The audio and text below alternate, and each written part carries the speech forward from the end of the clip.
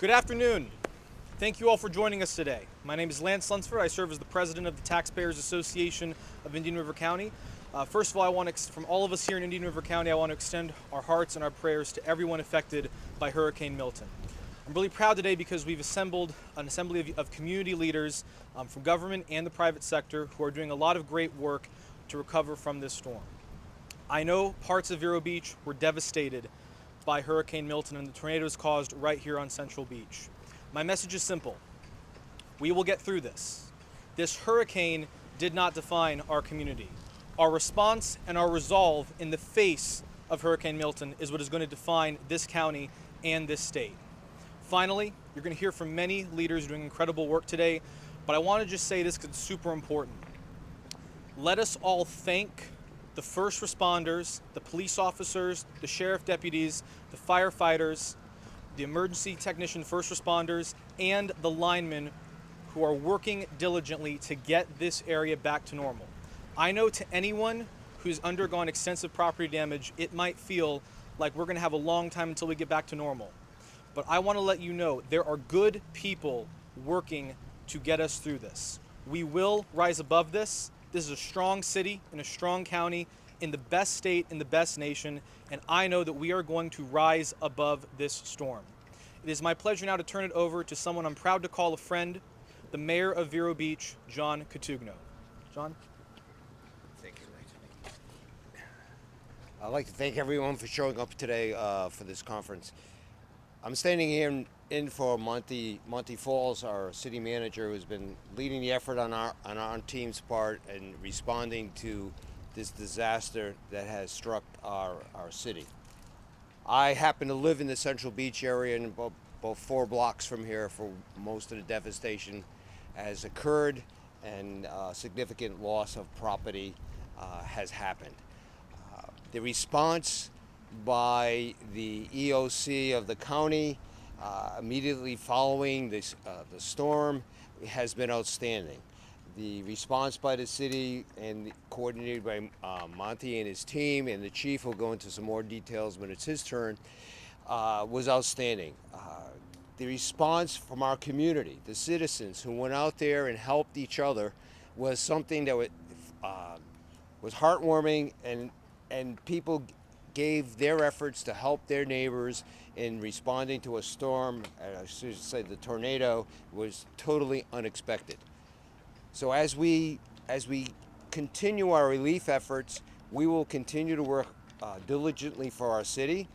We have had staged some debris pickup outside the zone. Those people are now in place, and they will be picking up debris as we go further and further and deeper into the recovery efforts. We will continue to work with our county officials, EOC, and the coordinating teams to make sure our recovery goes forward. You're going to get more detail on many of the actions that we are doing and many of the situations which we will be undertaking to maintain our support of our community. But once again, I would like to thank the citizens of Vero Beach for their response to their fellow citizens.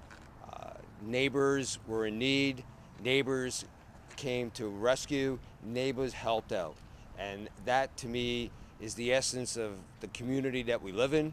We live in a community that cares about each other, cares about our city, and that was evident in the responses that happened. So thank you again for showing up.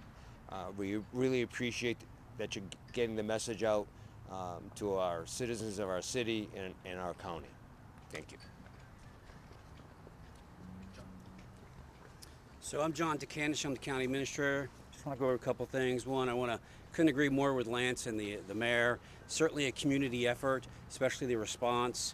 I can tell you going into this at the EOC, we were supported by so many agencies from the United Way, Senior Resource Association, Salvation Army, the Department of Health, the School District of Indian River County, the Sheriff's Office, our municipal partners, the Red Cross, United Against Poverty have helped out, the NAACP. We also had the Florida Department of Emergency Management, the Florida Department of Transportation, Florida Department of Law Enforcement, Florida Army National Guard, the U.S. Coast Guard Auxiliary. the ham radio operators, FPL, the FBI, and then we, this earlier this week, FEMA, while they've showed up, and we're glad that they're in our community, and they're setting up comfort stations, working on setting up a disaster recovery center. So we're very blessed, one, besides all our partners that came together, because it was a community effort. It is a community, will continue to be a community effort, but we have great stakeholders and partners that are going to be there with us. I would add, would be remiss not to thank, also St. John's Rear Water Management is helping us with that road closure on 512, but not to thank our volunteers and the staff, our emergency management chief, Ryan Lloyd, Dave Johnson, our fire chief, and then we had public works, utilities, we had natural resources, IT, our building personnel, and then we even had volunteer employees that are manning the citizen information line as we speak. So it just really was a community effort, and we really appreciate that, everybody's help and everybody pitching in. So what I would like to just share with you some information as of about noon. So as of about noon, the county has incurred about $59 million of damages, of which about $15 million is in commercial, and then there's another $3.6 million in public property. We have 51 destroyed, homes. We have 91 major homes with structural damage, another 195 with minor structural damage, but then there's a whole nother 457 homeowners that suffered losses, whether it be a carport, whether it be a fence, or whatever the case might be. So we have a lot of people that have been impacted by this hurricane and these tornadoes. So the fact that the community is coming together is really appreciated. So one of the things that the county's doing is we are going to be waiving our permit fees related to hurricane damage. And we're going to expedite, anybody that wants to get a permit to get their stuff done. But we do encourage you, if you have incurred damage, and maybe when our crews are out there, we divided the county up in zones. If they were out there and they surveyed, and maybe they didn't see something because it was at the back, it was on the side, maybe they didn't see it. If you experience damage, we want you to call 772-226-4000, because we want to be able to document that damage, and so no matter how big or small, so you can make sure that you need to do what you have to do. I mentioned the permit fees. We're also waiving the yard waste and construction debris fees at the landfill. And I know debris management is a big issue. Our debris contractors that are under contract with us, they'll be here Monday, and they already got debris management points selected. We're going to get those underway Monday, where they'll be going through for a period of time, because we know nobody can get it all out there on your private property. Keep it out of the right of way, but on your private property the first time. So with that, report your local damage, make sure you apply with your insurance carrier, and then also apply for FEMA assistance. If you're not, there's several places. One, at the United Against Poverty, there's FEMA reps there. There's also going to be the Disaster Recovery Center that's going to be stood up over at the IG Center, but you could also go on disasterassistance.gov. You could go on FEMA's app. You could call them at 800-621-3362. But what I do want to say that's really important is make sure you know who's knocking at your door. Any person from the county, from the Florida Department of Emergency Management, the Department of Health, from FEMA, they're going to be wearing apparel that has the logo on it, or they'll have an ID. You need to make sure you check that, because I've already seen vehicles running around that are from out of state, and I know they're here with good intentions. We hope they are, to help our community recover, but let's make sure we protect ourselves. Don't give out any personal information unless you are certain that that person works for a government agency or the nonprofit that you can verify that. So make sure you protect yourself. So with that, I'm just going to appreciate everybody, appreciate the community coming together, and appreciate all these leaders behind and all the staff at the county that have worked so hard and will continue to work tirelessly till we recover. Thank you so much, and now I'll turn it over to Commissioner Moss. Thank you, sir. Laura Moss, County Commissioner and former Mayor, City of Vero Beach. I live here, and I have to say, Jim Cantori missed it. He totally missed it. What happened was the tornadoes were immediately followed by a tidal wave. And it was a tidal wave of heroic helpers. As soon as they could, people came out from their homes to help each other face to face. And that was everywhere in this district, everywhere in this area that had been damaged. There was no hesitation. If you didn't know your neighbor, you do now. God bless. I've never seen anything quite like it. When those canopies, and many of these streets, by the way, and some of them are protected even by city charter, that's how much we love our trees. When these tree canopies were stripped away, they were replaced by a canopy of helping hands. That's what happened here. It was a canopy of helping hands replaced the canopies of the beautiful live oaks that have been there for decades. And finally, but hardly the least of it, I think they're all equally important. At the same time, all of our usual networks failed us. Had no power. I only got my internet back this morning. There was no communication. My phone went dead. I couldn't charge it. Not complaining. I still have a roof.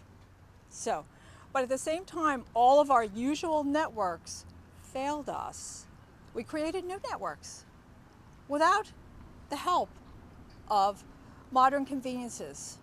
Without the help of anything, we created them ourselves by coming together, banding together to help each other. The churches were involved, local nonprofits were involved, restaurants, schools, of course, all of our first responders, and we owe a huge debt of gratitude to them. FPL, for those who don't know, during storm, what they work is 16-hour days and 6 days in a row. That's their shift. So God bless. I'm thanking everyone. And I'm very heartened by what I saw. I think I saw something truly beautiful come out of this. And this has always been an attraction of this place.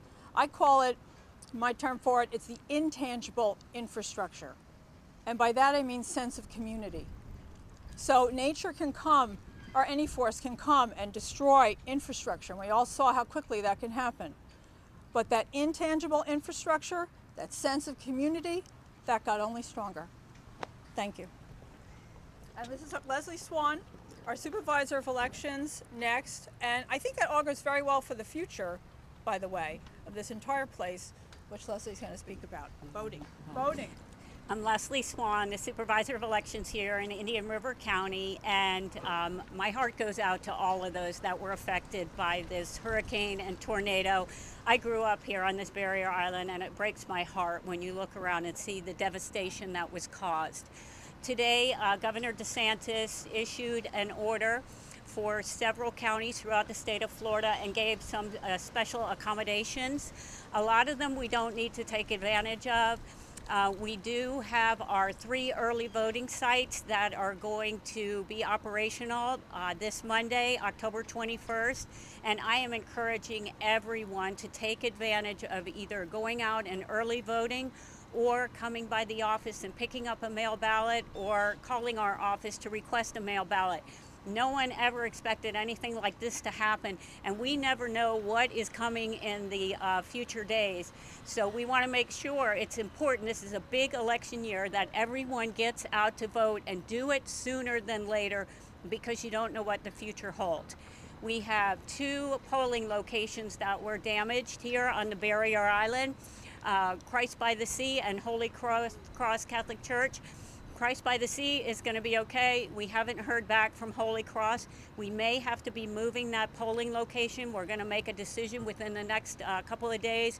We will notify by mail all of the voters who are assigned to the Holy Cross Precinct 34. We'll put it on our website and we'll get the message out to these folks. But I'm encouraging you, you don't have to wait till Election Day. You can vote early at the main office of the Supervisor of Elections office, the main library in Vero Beach, or Sebastian City Hall Council Chambers building. So thank you very much for being here today. Good afternoon, everyone. David Curry, Vero Beach Police Chief. So last Wednesday, when we were all watching the weather, getting updates of Hurricane Milton, we started noticing tornadoes touching down throughout the state. Specifically in the Broward area, west of Broward, started moving north to West Palm area, inching our way, Port St. Lucie, so we're keeping an eye. We get the warnings. They keep updating the warnings. And then at 3:51, confirmed by the National Weather Service, a tornado came right over the police department and through the center of our downtown Vero Beach. At 4:13, not that long after that, another tornado confirmed by the National Weather Service came over the police department and again through downtown. 2 confirmed tornadoes within 20 to 30 minutes of each other. And then we all know by now that the tornado that came across the river and came and caused the destruction here on our Barry Island was the tornado that was in St. Lucie County and killed individuals. That night, as we were dealing with that, as the tornadoes were striking and touching down, we were getting 911 calls, as you can imagine. Calls that I've never heard of. My roof's coming off. We need help. We're stuck. We need help.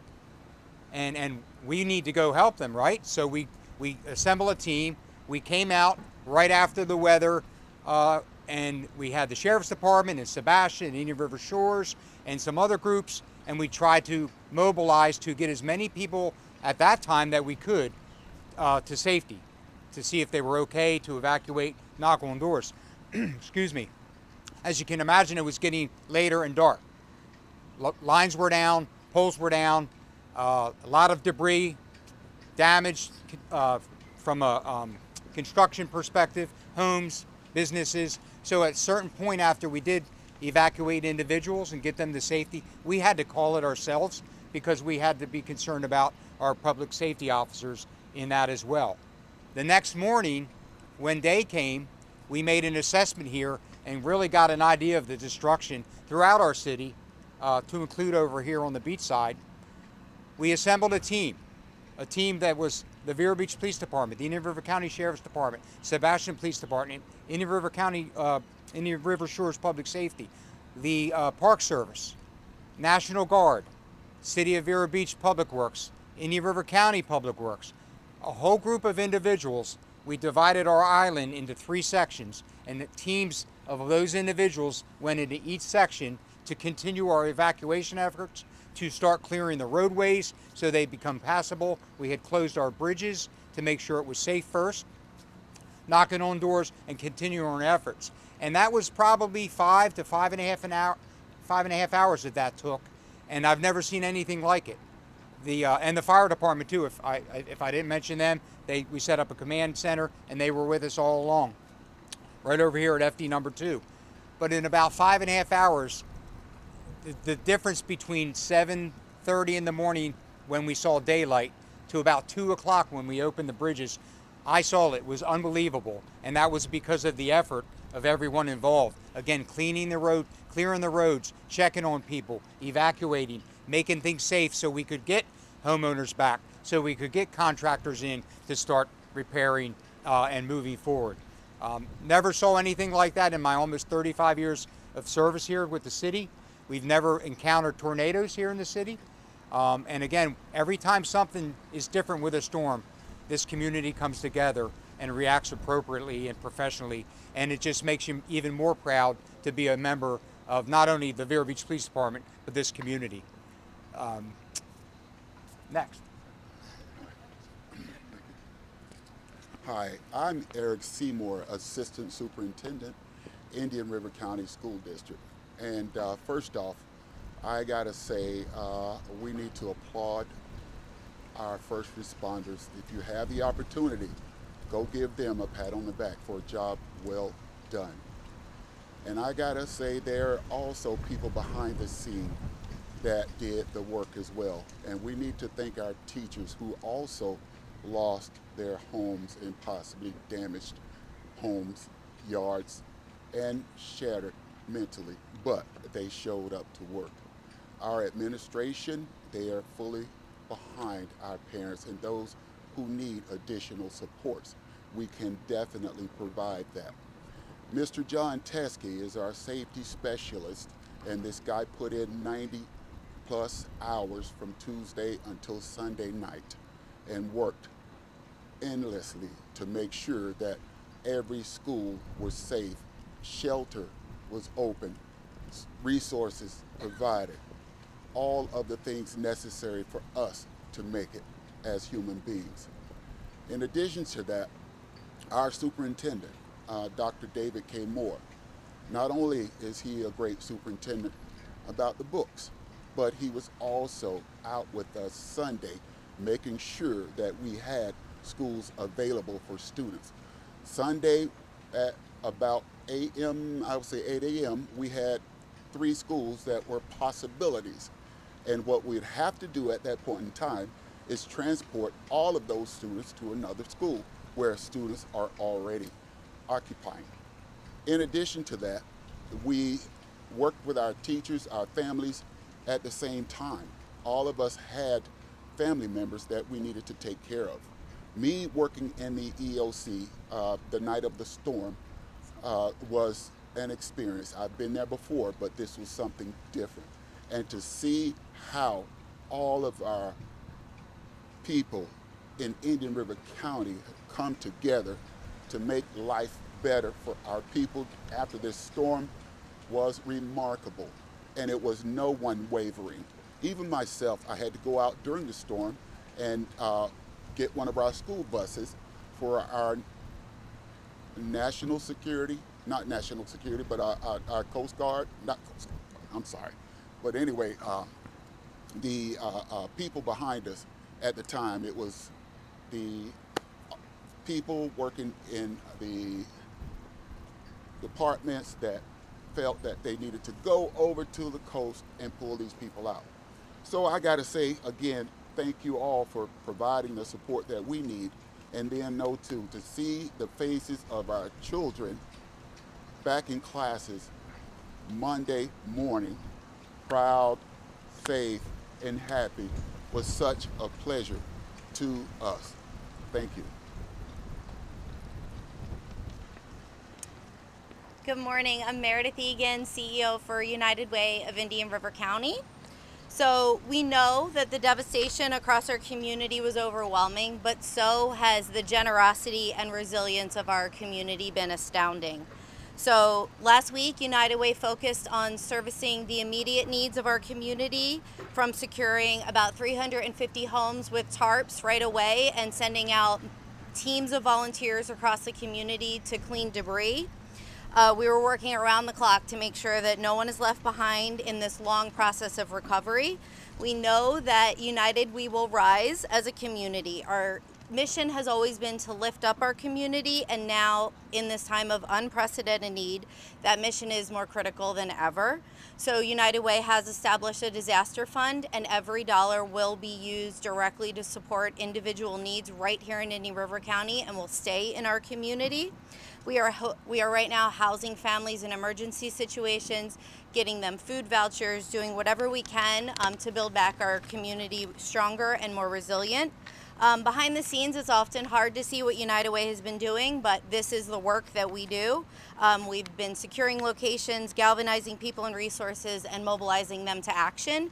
We established a MARC, a multi-agency resource center, with our wonderful partners over at United Against Poverty on Monday.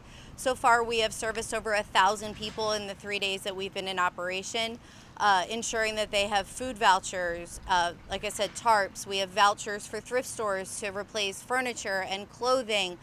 We're really trying to meet people with the needs that they need right now, but we're also paving the way for a long road to recovery. That's why we've established a fund, and we're trying to make sure that we have the resources that we need next week and for the weeks that come, because we know that the needs are just starting to develop. So thank you all for being here. We know that our community will come together, as everyone said. It's really been a blessing to see everyone come together and support each other. Well, thank you guys. I know we've been up here talking for a little bit of time. I'm going to wrap things up for you here. I want to say on behalf of the Indian River County Sheriff's Office, we had 3 employees that were directly impacted by this storm, had various damage to their homes, major damage compared to some others with just some minor damage. And so our community has wrapped their arms around those employees as well as our agency, and they're all in good spirits and making good improvements, good strides in just a short amount of time.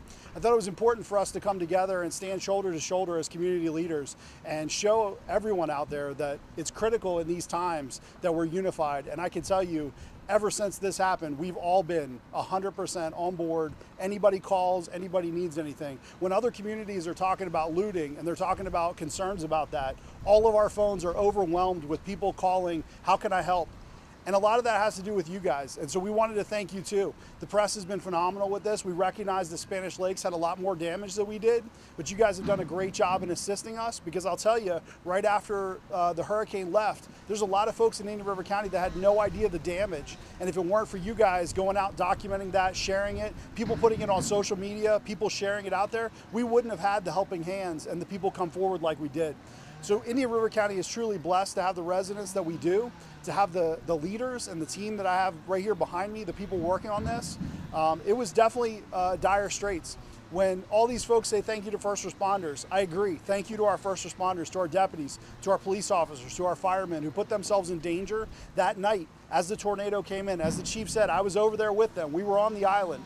We went through, not knowing if there was electrical wires in the water. We went through not knowing, because we wanted to help save as many people as we possibly could. We pulled about 10 families off. We brought them to a shelter and got them to safety. I think we talked about that in our last press briefing. And I can tell you, in the hours that followed, it was absolutely incredible to see not just the folks that we've listed, but the Florida Department of Transportation, Department of Forestry, all of them came. And those are folks that we don't necessarily know, we don't have their names, but they were amazing to our community. So we want to say thank you to them as well, to the linemen, to everyone who came in to help out. But also, I want to specifically mention dispatchers. We haven't talked about them. They're the voice, they're civilians, but they're there the entire time, not knowing if their families are okay. I want to say thank you to them. And specifically in this storm, we brought out our corrections deputies, we brought out a number of inmates, and they were able to give back to the community in ways that we can't even imagine. And so we've had a ton of folks thanking us for having the inmates help clean up. And people question that, but I got to tell you, it was one of the best decisions I made during the storm, and I'm so happy that we did that, because the inmates loved it. They were fed by churches and people. Our deputies were taken care of during the entire time. Corrections folks were happy to get out of the jail and be a part of the cleanup. So kudos to our entire team and everybody who was involved in this. I hope you guys take away from this that there's a lot of resources still working, and I hope you guys will go over and visit the Mark and see what they're doing, because that's an amazing operation and something that our community should see. So thank you guys for being here, and have a great day. We'll take a few questions. How many people total in the county were injured? We had a few minors that were transported. The chief reported it the day after. It was a couple during the tornadoes that went with very minor injuries, no serious injuries. In talking to people in the tornado areas, the stories are incredible. From people who had intuition, who just went into safe rooms, some folks who were from the Midwest who had been through a tornado before, who recognized the feelings, to one guy told us a story of his daughter was in South Florida watching a YouTuber saying, storms are coming your way, Dad, get out of the way. So everybody has a different story of how they were washed over during the storm, but we were very blessed here that we're not in the situation like St. Lucie County, and all of our folks are safe. And everyone's accounted for. Everyone's accounted for. Yep. This could be for anybody out there, but we've been talking about how all of these impacts right now are being felt up front because they just happened, but as the weeks and the days and even the months go on, that resilience gets tested. Kind of talk about how people have to persevere because of the community and with the community. So we have partnered with a mental health collaborative, and United Way is funding free therapy for anyone who wants to talk, including first responders and those who have really been working endlessly. But for many of those people who experience that trauma of hiding in their closet or their bathroom for hours, those children who have now seen destruction across our community, we are providing long-term mental health resources through the mental health collaborative. I was going to say, for the community, I don't think it's going to diminish. If anything, I've seen it grow, and I'll give you two examples, and both are happening today. One is that Coffee House 1420, which is on Main Street, downtown Vero Beach, in an area that was affected, is giving all of their profits to United Way. They're not keeping anything. Whatever they sell today, whatever business they do, will go to United Way. And the other thing, and again, this is today, so this is not, it's not diminishing, it's growing. It's great. I think it's going to be, a Cat 10 by the time we get done, of goodwill, that is, goodwill and cooperation. I think we're going to be at the max. The other thing is that the Vero Veterans building was demolished by the storm. So today, the Italian American Club, which is a block away and is fine, offered all of the veterans at Vero Veterans a free membership to the Italian American Club. It's beautiful, and it just keeps growing. I would say for the students who experienced this, Monday was a great, I would say, average daily attendance for our students. And to let you know too, we do provide resources for parents. And if there is a parent that needs some additional support, please reach out to your principal. If the principal does not get back to you right away, you can also call us at 772-564-3074, and we will guide you or either provide additional assistance. Thank you. I just want to add one more point, and this is more of a call to action. You are right. We often see that subside after a few weeks of a golden period of generosity, but that spirit of generosity that all of us have right now, we need to continue that. And I think we need to continue that beyond the recovery for this storm. We've seen such inspirational action from our people who don't even know one another, helping their neighbors, going around the community. I heard of a story of a deputy and their son just going around clearing people's driveways. I don't think we have to limit that generosity to just this period. You know, we're living in a very tense time as a state and as a nation, and I think really right now people should look to what we're doing in this community as the inspiration for that. But we can keep that going forward and keeping that love and compassion, not just in response to this crisis, but going forward far beyond it. I really appreciate that question. That's a very good one. Thank you. Let's take one more question. One more? This one, just for the city of Vero Beach or for any county who could speak to this. If people have paid for debris removal services to come and remove debris and they paid out of their own pocket, is there any avenue towards a possible reimbursement for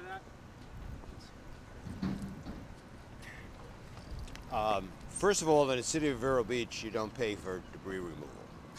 Okay, it's included in our normal servicing our citizens' homes. Right now, we are acting in a, there's the first responders and there's the ongoing response. You need both. First responders secured the community. The ongoing response is what people will be looking at as we go forward. And part of the ongoing response is debris removal and that type of thing.